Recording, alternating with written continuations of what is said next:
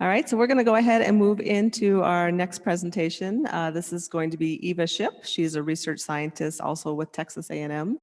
And she's going to talk specifically about how they're looking at improving CMV safety on rural roads. And I know especially out here in the West, we do have a lot of rural areas, so this is definitely a critical area of research to be looking at.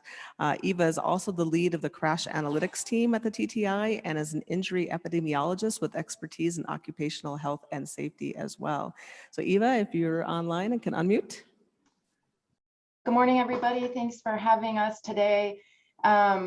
I just want to acknowledge, Brenda already read the title of our project, but I wanted to acknowledge that this particular project requires a lot of expertise from a variety of folks at TTI, including my colleagues, Srinivas Jitapalli, Robert Wunderlich, Ling Tao Wu, Amber Trueblood, of course, Marcy Perez, and Jake McDonald, and it is funded by FMCSA.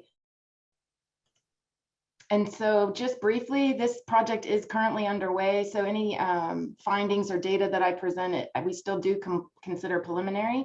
I'm going to go over just a very brief background for the project and its goals, some preliminary data, and then next steps and what we're working on currently. In terms of background, trucks in Texas overall account for more than 10% of our VMT. Rural large truck crashes are increasing in our state and becoming more severe. Rural roadways, as many of you are aware, are a place where we've got higher speeds, less congestion, so you can move more quickly, fewer engineering controls on the roadway for reducing crash risk and severity. So when you put all of this together, it can give you some nice opportunities for higher severity crashes. So our large truck crashes in rural areas are about over twice as likely to be fatal or serious when you compare them to our urban crashes. In terms of rural Texas, we're a huge state, as you're aware. We have 15% of our population living in the rural areas, but 27% of our daily VMT is happening on rural roadways. When you look at just the daily truck VMT, that percentage jumps greatly to about 52% of our daily truck VMT is happening on our rural roadways. So it's an area, of course, of great concern for us. When we think about how do we address the problem of fatalities and serious injury crashes, we think of it as an interplay between exposure or VMT, how much we're driving, and risk. So of course, the amount we're driving, we can't really affect that. It's heavily tied with commerce and stuff like this, but we can address risk. How do we bring the likelihood of a fatality or serious injury down per unit of travel? And so that's where this project is targeting. So our goal here is to prevent crashes and reduce crash severity for our large truck crashes by improving law enforcement and driver knowledge of hazardous rural roadways and driving behaviors. Our approach was to develop some innovative and analytical approaches, which I'll talk about in a moment, of crash and roadway data, and then of course, develop outreach and education materials for both DPS and law enforcement in Texas and truck drivers and employers. In terms of a broad approach to what we did with our analysis, we created crash profiles by Texas Department of Public Safety region, which I'm showing here up on the screen. We have 6 big regions and 6 regional areas in Texas. Then we identified behavioral factors associated with more serious fatalities and serious crashes, and then identified high-risk roadway characteristics and tried to visualize those on maps and other types of materials. One thing that we developed for this project was a better way of classifying rural crashes. If you just rely on what's coded in the crash report, it's a little bit rough or crude. So we were very interested in differentiating urban crashes from crashes between the urban and rural area, which we called the fringe, and then the rural zone. So we used census data plus a couple of other data sources to develop this approach. And what you're seeing here is the darker red areas, pinky and red and orange, those are classified as urban areas. Then the fringe, or excuse me, are urban, and then the lighter areas are rural. But then we divided all the urban areas into the urban, and urban fringe. And so you've got very large urban fringe, large urban, large fringe, medium, small, etc., down to rural.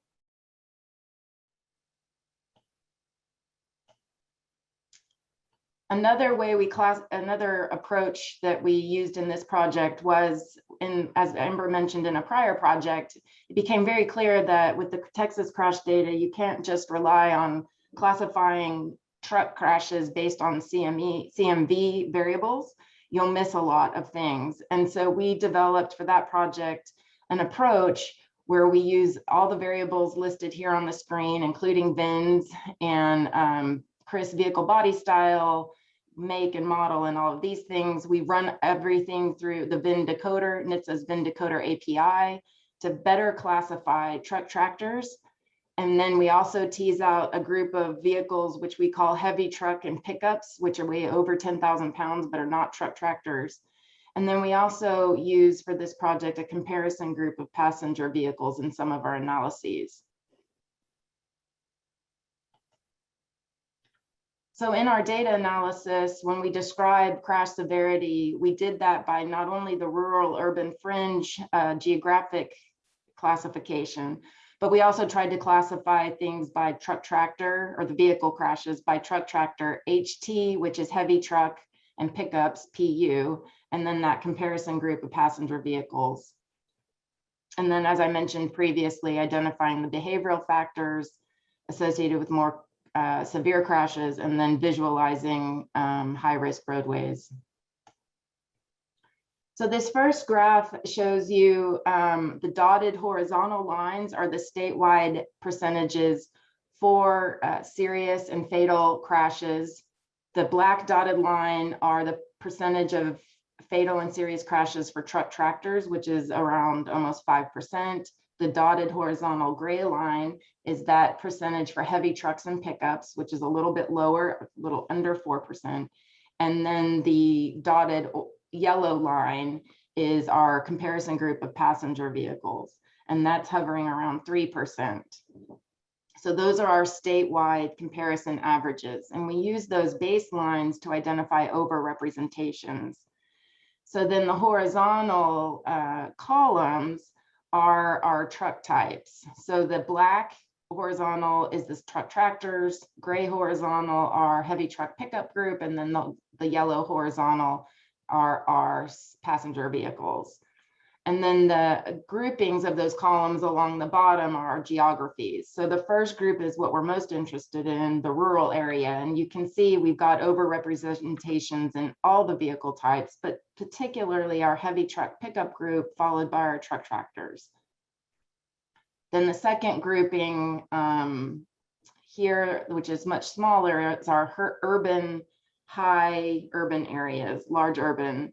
Then the next little grouping, you can see it increases a little bit, is our large urban fringe, drops again for urban medium, increases again for urban medium fringe, drops a little bit for urban small, increases again for urban fringe. So you can see here that kind of the take-home message is major overrepresentations in the rural areas that we've identified, followed by medium urban fringe is our next largest group, particularly for our heavy truck and pickup, followed by small urban fringe and large urban fringe. This data is, I put an arrow here, is what's coming from our central area of Texas, DPS region 6, but you can see similar patterns across the state for each of the DPS regions with some variation. This is just one example. So the next graph is we started to split out our data by not only vehicle type, but also it's important often to look at single vehicle versus intersection, multi-vehicle intersection crashes and non-intersection multi-vehicle crashes. And so that's kind of what you're looking at here. Again, we're looking at the percentage of those crashes that are fatal and serious. And you can see for single vehicle truck tractor is the lowest. Single vehicle heavy truck and pickup, it increases to about 9% of those crashes are fatal and serious. When we move into multi-vehicle crashes, we see that the truck-tractor multi-vehicle crashes at intersections, and nearly 10% of those are fatal or serious. It increases a little bit for non-intersection truck-tractor involved multi-vehicle crashes. Then for our heavy truck and pickup multi-vehicle intersection, it's around 7%. And for non-intersection involving those heavy trucks and pickups, it increases to around 9%. From there, we started looking at can we understand a little bit better so that we can design better outreach materials?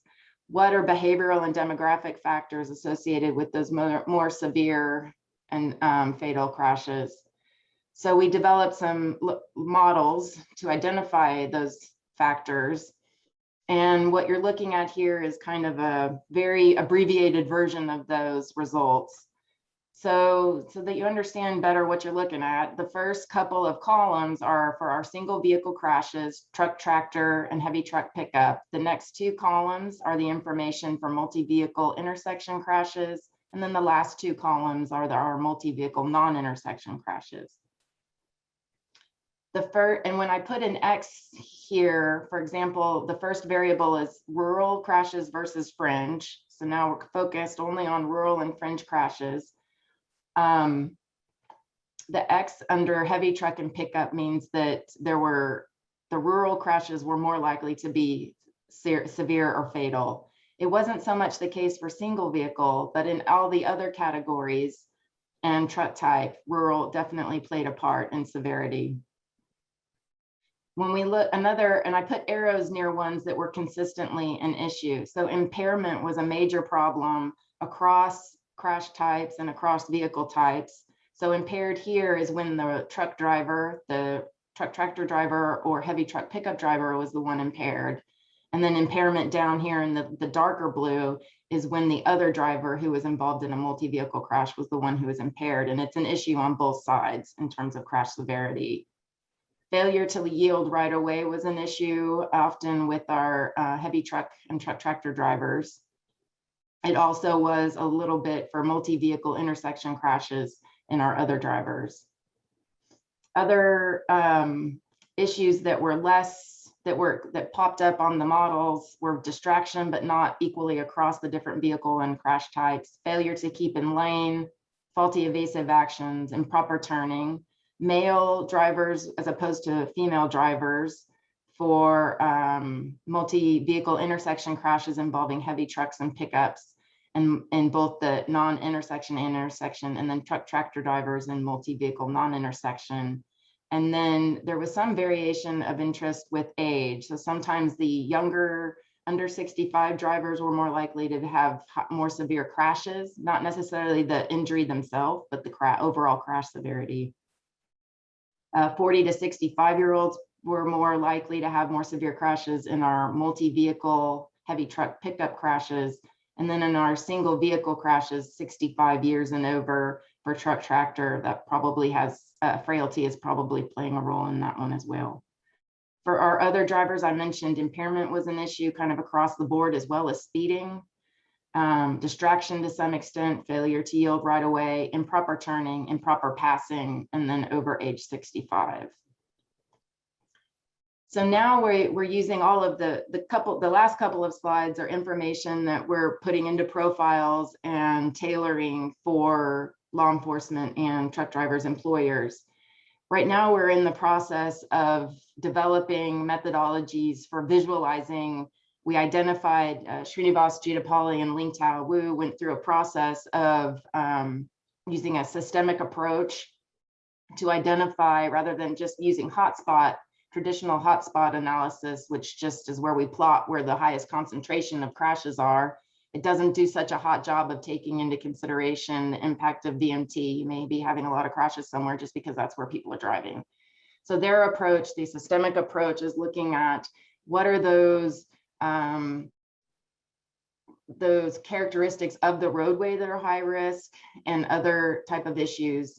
And they plot those characteristics out on the map to identify roadways, rural roadways that are particularly high risk for fatal and serious crashes.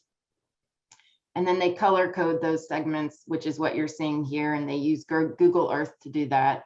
The first graph here or image is just the whole state lit up. And then I tried to zoom in the area around Waco so you can get more of a close-up view. So people can really zoom in on the different road segments and look at routes and whatnot to understand where particularly dangerous areas or risky areas for crashes may be located. In addition to plotting out and lighting up where high-risk roadway segments may be located, now we're looking at processes for kind of layering what we know about where high-risk behaviors may be happening based on what information we have in the crash records. So our next step is refining how we're pushing this information out to stakeholders, DPS and other law enforcement and employers and truck drivers. We're going through a process now that COVID is kind of winding down. It's going to be a little bit easier to get people's attention and actually go talk to people in person to get feedback on our analysis and our outreach and education materials that we are developing. And so that's kind of the phases that we're moving into with the project. And with that, there's my email address. I can take questions now, Brenda, or if there's not time, I can also talk to people offline. Thank you, Eva. Great information. Appreciate that. Yeah, we have time for a couple of questions. I think I saw a couple come in on chat. Dustin, if you'd like to review those. Yes, a couple from earlier in your presentation. Robin was wondering how you're defining rural communities, regions, and corridors. Yes. That is a kind of involved process that I can definitely give you some more information from one of our reports. I'm happy to send that and share that, but it's a combination process between using census and urban area geographies through the American Communities Survey 5-year estimates, along with defining buffer zones around areas using the extraterritorial jurisdiction distances described in the Texas Local Government Code. So that's not a quick answer. So but I'm more than happy to send some more detailed information. That would be great, Eva. And if you don't have Robin's contact information, you can send it to me and I can forward it along. Sure. Is there another one, Dustin? Yes. What was the higher impairment, drugs or alcohol? So we put both of them together. I think I'd have to double check. I think it's alcohol, but I am not totally 100% sure. But that's another thing. It's easy for me to look up. Last one was what specific FMCSA grant program funded these two studies presented this morning? The high priority grant funding and multiple years of proposals. So FY 19 and 20, I believe, were mine too. And then Eva's today, I think, was FY 20. Don't quote me on the FY, but they're high priority grants. One last question. Where will the outreach and education materials developed by this project be posted? We're working on that now with TxDOT, and we have the potential to post it to the Center for Transportation Safety website, as well as disseminating it directly like we do with some of our other projects to DPS and employers.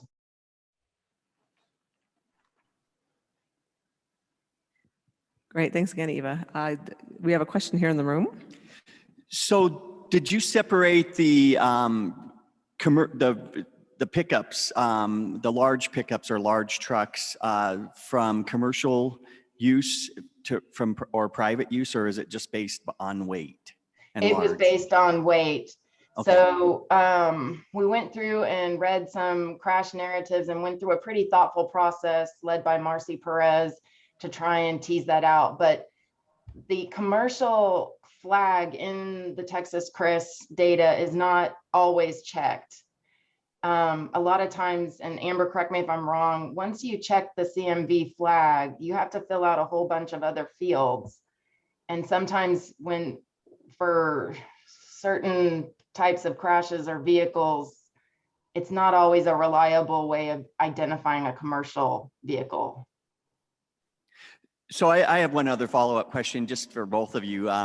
Is if you could focus on one thing to reduce crashes as a whole, what would it be?